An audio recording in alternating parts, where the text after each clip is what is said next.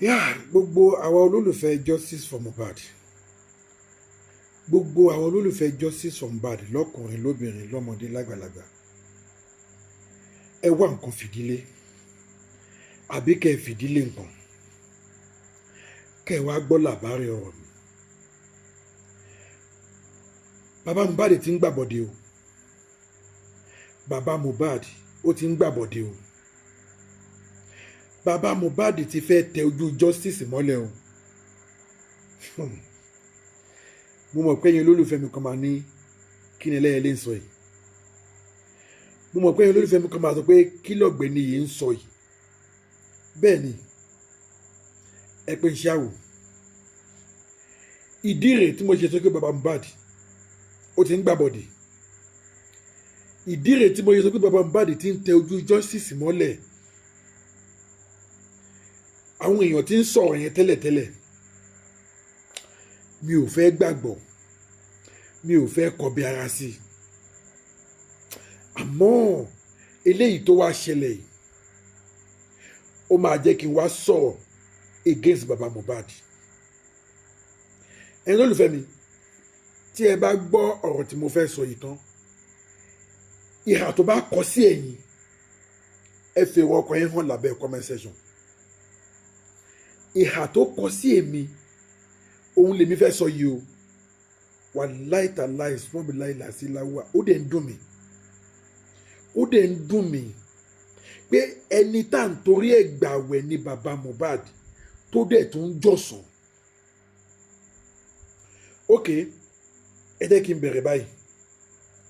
Láti ìgbà tí a ti bẹ̀rẹ̀ justice for Mohbad yìí, gbogbo àwọn tí bàbá Mohbad gbà àṣẹ lọ́ọ̀yà, gbogbo àwọn tí bàbá Mohbad gbà lórí justice for Mohbad yìí, ẹ jẹ́ ká sọ wípé wọ́n gbìyànjú di tiwọn. Ẹ jẹ́ ká sọ wípé wọ́n ṣe ìwọ̀nba tí wọ́n lè ṣe. Àmọ́ wọn ò dé ibi tó yẹ kán dé.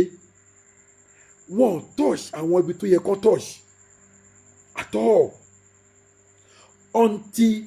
Tí Yomi Fabiyi dé. Ìgbà tí Yomi Fabiyi dé, system justice for Mohbad ó change. Wàhálà àti ìdààmú ó bẹ̀rẹ̀ sí ní bá àwọn amòòkùnṣèkà yìí. Ibi tí mo ti ń suspect bàbá Mohbad rèé o, but tèmi ò sọ nǹkan kan. Mo kàn wọ́n gbà yẹn pé ó possible kó coincident, ó possible kó jẹ́ wípé nǹkan tá à ń rò òun kọ́ ni nǹkan tó ń ṣẹlẹ̀. Àwọn àgbàdẹ bọ̀ wọ́n ní yára gbọ́rọ̀ lọ́ra láti fèsì.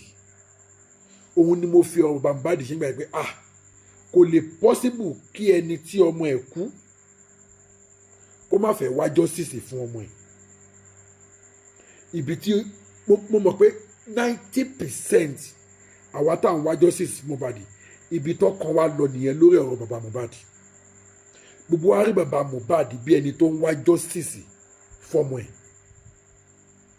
But níbi tọ́rọ̀ gbé dé yìí sìn, I can say it categorically that bàbá Mohbad wọ́n ti gbàbọ̀dé. Omi ti tẹ̀yìn wọ bí bàbá Mohbad lẹ́nu. Ìgbà tí Yomi Fabiyi dé, system justice for Mohbad ó change. Mi ò mọ nǹkan tó transpire láàrin bàbá Mohbad àti Yomi tó fi di wípé wọn ò fẹ́ gbọ́ra wọn yé. But CAC náà Mr. Yomi ò wo bẹ̀ yẹn. Nígbà tí ọ̀rọ̀ CCTV camera ṣẹlẹ̀, gbogbo wa la mọ nǹkan tí àwọn èèyàn fi ojú Mr. Yomi Fabiyi rí lórí ọ̀rọ̀ CCTV camera. Bí Bukky Jesse ṣe ń bú ní Karimo ń sọ̀rọ̀ lóníkàlùkù ń sọ̀rọ̀, àṣẹ inú bàbá Mohbad ń dùn sí ni. Kí ni mo kọ́kọ́ fẹ́ fàyọ láàrin yẹn? Tí ẹ bá gbàgbé, Mr. Yomi sọ many times without number pé ńgbà tí òun fẹ́ lọ tọpinpin CCTV camera yẹn, tóun get ẹni tí ó lè fún òun ní details CCTV camera yẹn near close to Mohbad house, pé òun dẹ̀ rí wípé ojú ogun le ibi tóun ń lọ yìí òun lè lọ kóun má dé if there's anything happening baba Mohbad ẹ gba nọ́mbà ẹni yìí òun ni mo fẹ́ lọ bá òun lájọ fẹ́ sọ̀rọ̀ lórí ọ̀rọ̀ CCTV camera òun ló fẹ́ fi CCTV camera hàn mí tí mo bá ṣe bẹ́ẹ̀ lọ tí mi ò bá padà dé ẹjọ́ nọ́mbà yìí ni kẹ́ ẹ pè tí n bá rí i pé ẹni yẹn ti ń bọ̀ lọ́ọ̀kan mo máa yọ sim card mi ó possible kẹ́ ẹ má lè communicate èmi mọ́ torí àwọn tó ń monitor mi but nọ́mbà ẹni yẹn lélẹ́yìí Yomi send nọ́mbà máa yẹn àbí wúmà dẹ̀ ni ó send ẹ̀ sí baba Mohbad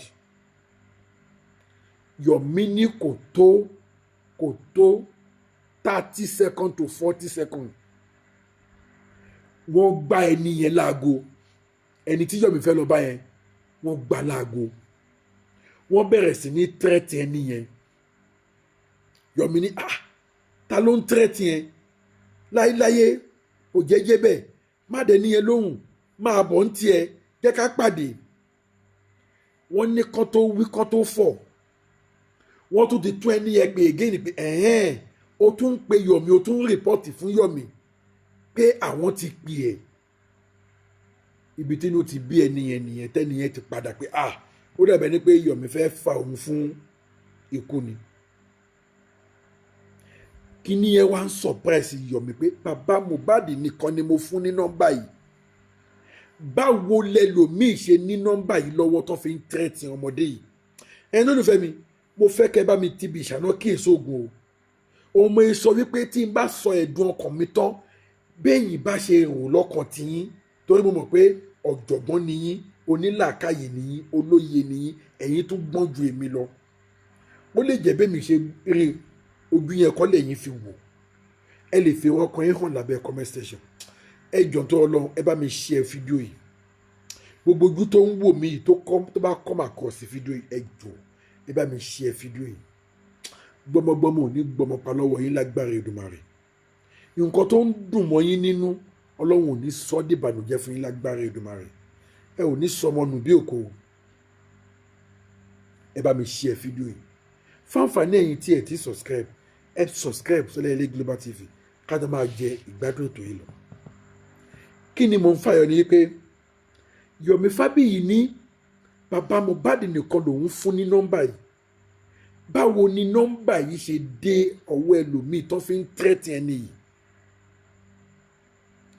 the funnest part wa ni pé Yomi Fabiyi ní títí òun fi lọ tóun fi dé ẹgbọ́ analysis máa yẹn báwọn kan ṣe débù ẹ báwọn kan ṣe ń tájẹ̀ tiẹ̀ báwọn máa yìí sá escape ń bẹ̀. ó ní títí dé ibi ilé tóun ń lọ náà tún mọ́nítọ̀ òun débẹ̀ òun ló fi fa sísálọ tó sálọ for the first time táwọn èèyàn sọ pé ó tún gbé owó sálọ ó ṣe kinní kan owó ló ń wá ó ti rówó tó ń wá ó ti sálọ. ǹjẹ́ jẹ́ mọ̀ pé Yomi Fabiyi confam ẹ̀ wípé baba Mohbad ò tiẹ̀ fi ìṣẹ́jú kan pé òun pé Yomi báwo níbi tó lọ báwo dẹ̀ ni ṣó sọ̀sídì ṣó gẹ̀ẹ́tì ẹ̀ baba Mohbad ò béèrè baba Mohbad ò tọpinpin CCTV camera yẹn ṣé rí bí mo ṣe gbọ́ ọ̀rọ̀ yẹn lọ́kàn tèmi mo ní bóyá wọ́n dẹ̀ háàkì fóònù baba Mohbad ni o bóyá nọ́mbà yìí ò dé ọ̀dọ̀ baba Mohbad tá a rò kí bóyá ó dé ọ̀dọ̀ baba Mohbad o àsẹ̀yìnwá àsẹ̀yìnbọ̀ a gbọ́ wípé Múyìwá ni baba Mohbad sẹ́ndì nọ́mbà sí Múyìwá ló sẹ́ndì ẹ̀ sáwọn tó ń tẹ́tí Yomi Fabiyi ẹ jẹ́ ká fìyẹn sílẹ̀ ẹ máa gbọ́rọ̀ mi o ìgbà tí 3 seconds fídíò tí Yomi Fabiyi claim pé àdúrà sẹ́ndì sóhun ńgbà tí kéèsì yẹn jáde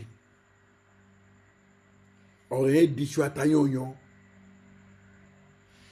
àsẹ̀yìnwá àsẹ̀yìnbọ̀ ó dàbẹ̀ ní pé Yomi Fabiyi ó padà rí CCTV Yomi Fabiyi padà rí CCTV camera ó padà rí 3 seconds yẹn bóyá ó padà rí full video ẹ̀ bóyá ó padà rí wò.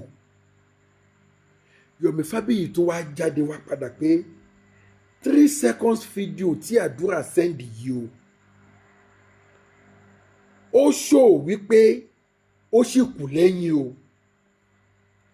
Àdúrà náà dẹ̀ confam ẹ̀ pé ó sì kù. Yomi tún confam wípé àwọn mẹ́ta ló wà nínú fídíò yẹn o. Tí àdúrà náà dẹ̀ confam.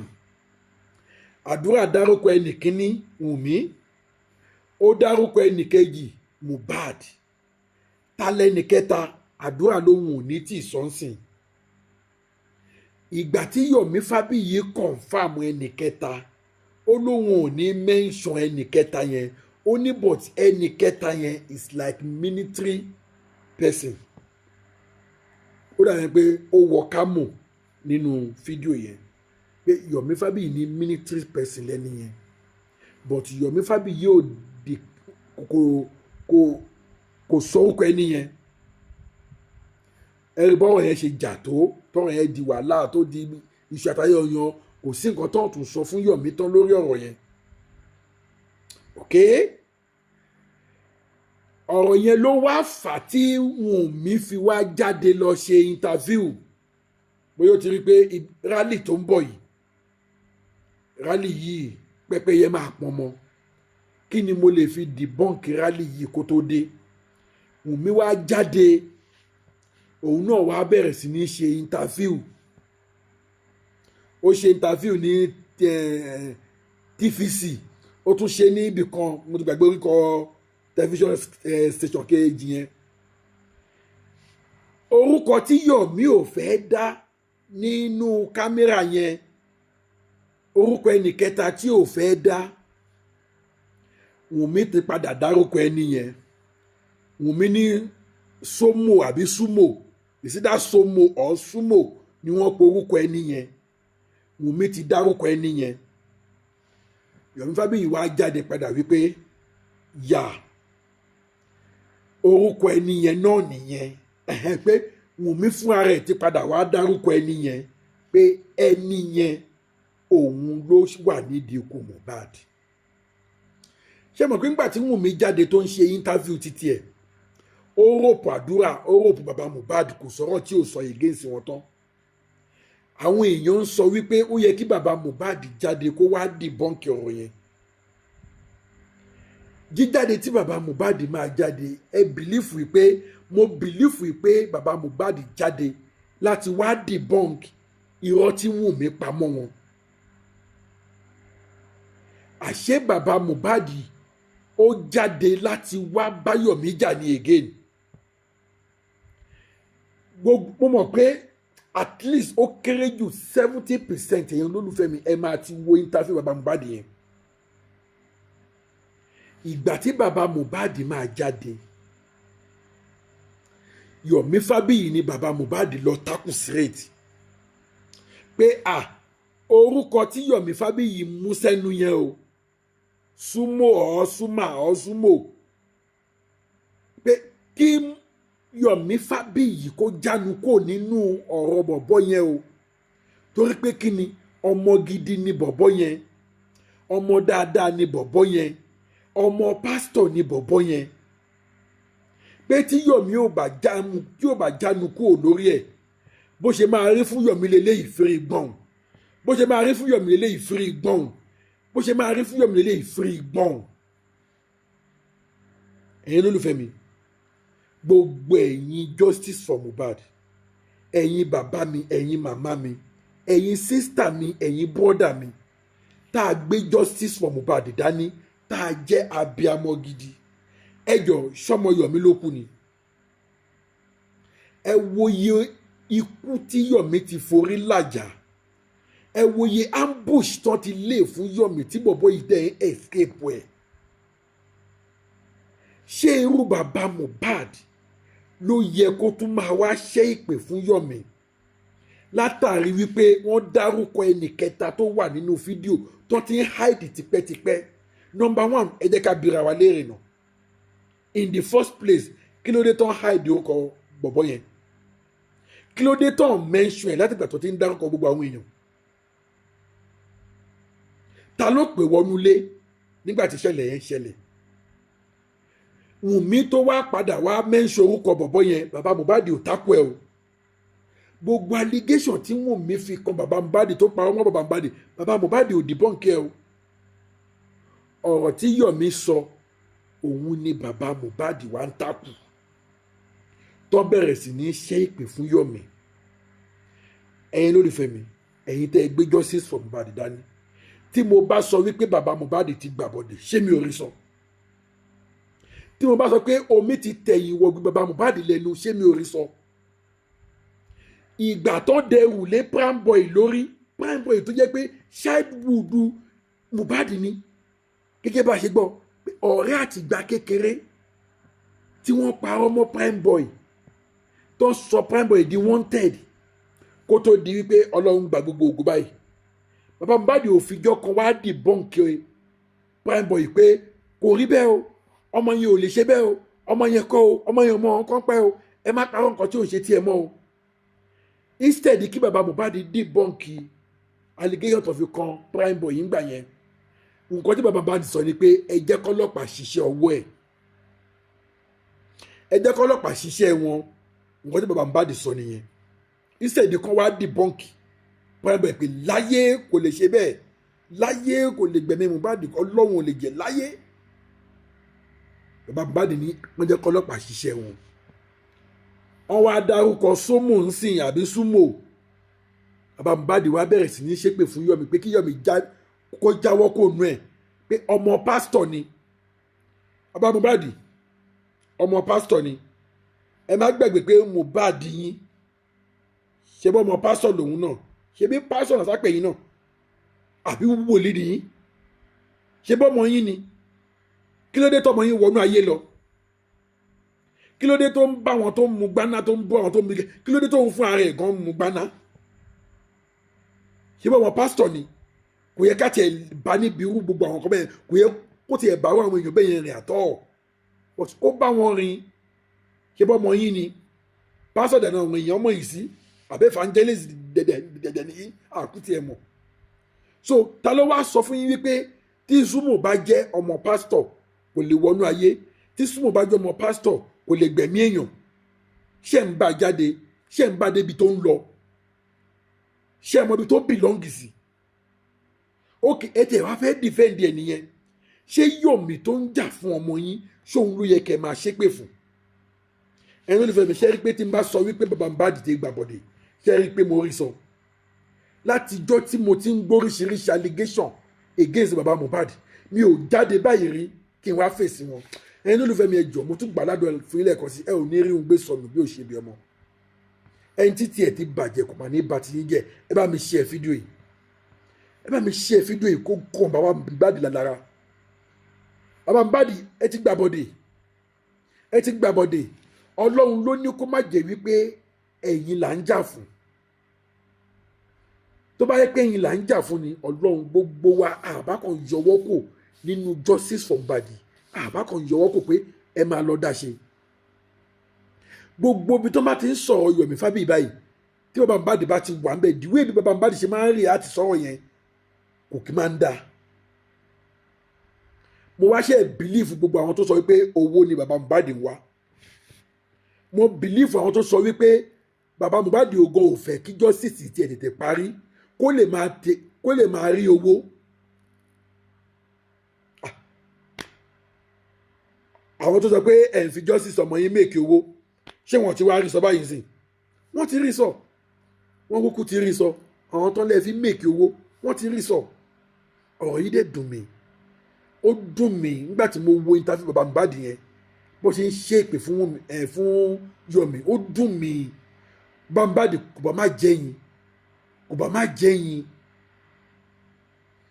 Wùnmí tẹ́ ẹ mọ̀ wípé òun ló wà nídìí ọ̀rọ̀ ọmọ yín, ẹ ṣépè fún bẹ́ẹ̀ yẹn rí. Instead kẹ́ ẹ ṣépè orílẹ̀ ìfisẹ́ ni wọ́n ní mo béèrè placenta ọmọ, ṣé kò yẹ kí n béèrè placenta ọmọ, èmi ò mọ ohun tí mo ṣe.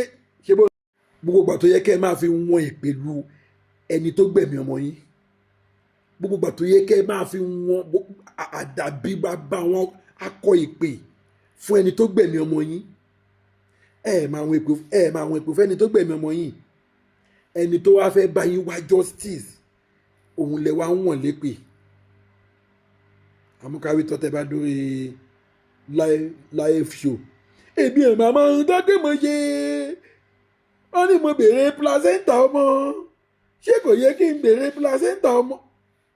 Ṣórin náà ní kẹwàá kọ nínú ṣó tó bá tẹ̀ jẹ́ pé lórin náà tiẹ̀ nìyí, kódà mi ní parọ́ fún yín, inú ti ń bí mi. Tẹ́ bá fẹ́ kọrin ẹ̀ẹ́dẹ̀gba studio lọ, wọ́n ní kẹwàá sọ bẹ́ẹ̀ ṣe fẹ́ justice ọmọ yín, kẹwàá debunk nǹkan tí Wùnmí ń sọ against yín, orin lẹ̀ mú sẹ́nu. Ẹni tó yẹ kẹ́ ẹ wọ́n ìpè fún, ẹni tó wá ń wá justice fọmọ yín lẹ wá ń fi kóńgò lẹ wá fi ń wọ́n ìpè fún. Baba Mohbad ìtẹ̀ṣe ìkú díẹ̀ káàtó, ó kú díẹ̀ káàtó, ó jọ gàté kò jọ gàté, ó ti wá fẹsẹ̀ méjèèjì tí o bá yìí o Ọlọ́run. Tẹ́lẹ̀tẹ́lẹ̀ gbogbo àwọn allegation yẹn tí máa ń rí táwọn èèyàn máa fi ń kọ̀yìn tí máa ń rí, mo máa ń wèfù ẹ̀, mo máa ń dànù, èmi kan tó máa ń pìtì Baba Mohbad pé ẹ mọ nǹkan tí màá yí ń pass through, ẹ mọ nǹkan tí màá yí ń go through, but mo ti wá rí clear ẹ̀ sì pé ó dàbẹ̀ pé Baba Mohbad gan kò wá justice fọmọ ẹ̀. Baba Mohbad wá justice fọmọ yín o Ọlọ́run, wá justice. Wọ́n tún wá sọ débi wípé àwọn tó bá ti ń wá justice fún ọmọ yín ẹ máa ń bá wọn jà ni. Bẹ̀rẹ̀kẹ̀tẹ̀ ó lóun fẹ́ bá yín ṣe autopsy àti DNA àbí kí ni lóun fẹ́ ṣe ń gbà yẹn, ẹlẹ́gbẹ́ ní gógó. Ìgbà tí ò ti kówó fún yín ẹlẹ́gbẹ́ ní gógó, support ẹ̀. QH Radio ní Ghana, Quadri Hamzat ó lóun máa fún yín ní lọ́ọ̀yà, ẹ máa reject ẹ̀ máa ní ẹlẹ́ẹ̀tì ní lọ́ọ̀yà tí yín tó dẹ̀ gbóná, owó nìkan fi support yín. Lọ́ọ̀yà yín tẹ́ ẹlẹ́ẹ̀ní wọn gbogbo bí tí Yomi Fabiyi dé wọn ò tiẹ̀ ní abẹ, wọn ò ní abẹ rárá àtọ́. Àwọn lọ́ọ̀yà tẹ́ ń náwó fún nìyẹn o, wọn ò tiẹ̀ ní abẹ àtọ́. Ìgbà tí Yomi Fabiyi dé òun ló fọ́ gbayọ̀gà tó tú gbogbo ẹ̀ lójú tó tọ̀pá bọ́nú ṣáìhò. Ṣé bẹ́ẹ̀ reject ni? Yomi Fabiyi náà tó adé sí ẹ̀tún ti kọjú ìjà sí. Ṣé rí pé àwọn tó ń sọ wípé fẹ́ justice, ṣé rí pé wọn ò parọ́?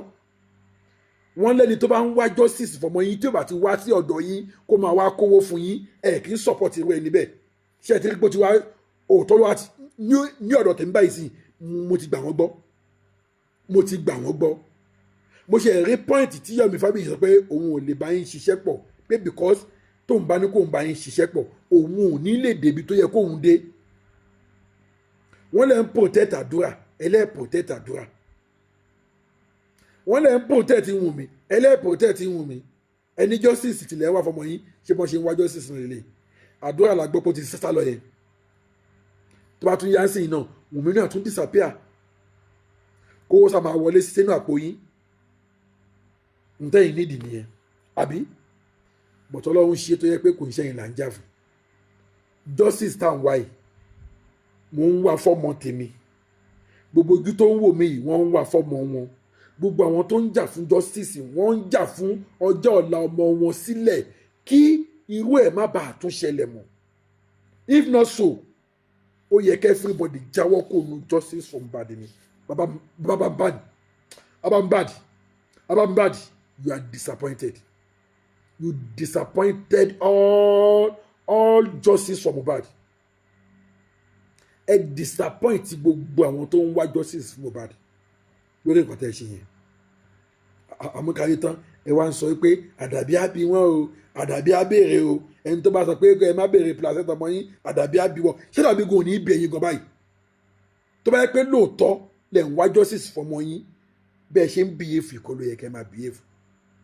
Tẹ́yìn gò bá ṣọ́ra àdàbí á bí yín, àdàbí á bí torí kí ni ẹ ti ń fi ibi sú àwọn tó ń wá justice sí, ẹ ti ń fi ibi sú wọn.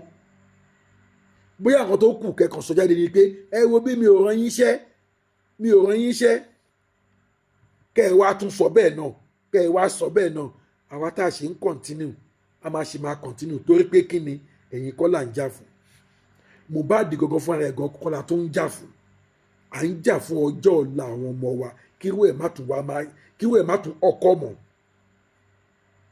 ṣé bí ti Mohbad là ń jà lọ́wọ́ la tún gbọ́ wípé Abdulrahman nílùú Ìlọrin ó tún gorí Hafsat àbí Yétúndé tẹlọmọ yẹn ń jẹ ni ṣé bí ara ó wà bàgẹ́ tá a sọ pé a fẹ́ kó wọlẹ̀ nílẹ̀ Yorùbá nìyẹn Mohbad ẹ disappoint o ẹ̀yin lólùfẹ́ mi ẹ̀yin ẹni bí ọkàn mi ẹ̀yin bàbá gidi ẹ̀yin ìyá gidi ẹ̀yin ẹ̀gbọ́n gidi ẹ̀yin àǹtí gidi ẹ̀yin bọ́dà gidi nǹkan tí mo sọ yìí mi ò mọ bó ṣe rí lọ́kàn tí bó ṣe rí lọ́kàn tèmi òun lèmi ṣe sọ yẹn ó gbọgbẹ́ sí mi lọ́kàn ó dùn mí nígbà tí mo rí interview yẹn tí bàbá Mohbad ṣe ó dùn mí I won't lie to you but mi ò wá mú ìrọ̀ kan tí bóyá bíbẹ̀ mi ṣe rí ó yàtọ̀ sí bí ẹ̀yin ṣe rí bẹ́yìn bá ṣe rí ẹ fi ọkàn yín hàn lábẹ́ comment section ẹ jẹ́ kájọ fọ̀rọ̀ jójómi tó ọ̀rọ̀ ẹ advice mi bóyá bí mo ṣe attack bàbá Mohbad yẹn bóyá kò dáa but mo sábà mọ̀ pé tẹ́ ẹ bá gbọ́ gbogbo analysis mi tẹ́yìn náà dẹ̀ ti ń fi inú kan ọkọ̀ọ̀kan bá justice yìí bọ̀ mo mọ̀ pé ẹ̀yin gan ẹ máa rí nǹkan sọ sí ẹ bá mi fi ọkàn yín hàn lábẹ́ comment section kẹ́lẹ́ bá mi share fídíò yìí bákan náà gbogbo ẹ̀yin tẹ́ ẹ ti subscribe ẹ subscribe sílẹ̀ Ele Global TV ẹ jẹ́ ká jọ máa jẹ̀gbádùn yìí tí n bá tún rí any information mo kú ti promise yín any information tí n bá ní kó máa wúlò fún yín mi ò ní hesitate láti máa mú wá fún yín mo tún padà bọ̀ ire o.